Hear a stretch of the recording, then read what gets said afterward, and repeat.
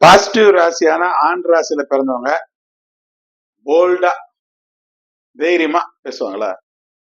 அந்த போல்டு அப்படின்னால பாசிட்டிவ் ராசி, ஆண் ராசி. அந்த வார்த்தை அவங்க கிட்ட வரும். ஒரு அப்பா வந்து மகளுக்கு வந்து எப்படியும் கல்யாணம் அந்த பொண்ணுக்கு பண்ணி வச்சிடணும் அப்படின்னு சொல்லிட்டு ரொம்ப அந்த பொண்ணை வலியுறுத்துறாரு.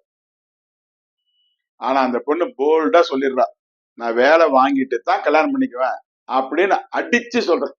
அந்த அடிச்சு சொல்றது, புடிச்சு சொல்றது, போல்டா சொல்றது இதெல்லாம் ஒன்னேதான்.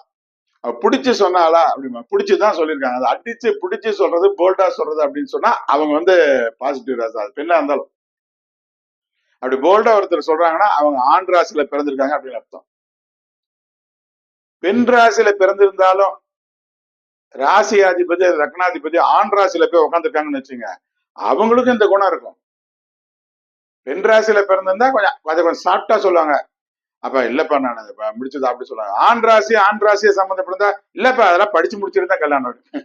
அதே பெண் ராசியில பிறந்தவங்க போய் ஆண் ராசியில உட்காந்துருந்தா இல்லப்பா நான் என்ன யோசனை பண்ணி பார்த்தா நான் படிச்சு முடிச்சுட்டே கல்யாணம் பண்ணிக்கிறேன்ப்பா, ஒரு வேலைக்கு போனப்பா அப்படின்னு சொல்லிட்டு அப்படி பேசுவாங்க. அந்த ரெண்டு தன்மை கலந்து இருக்கும்.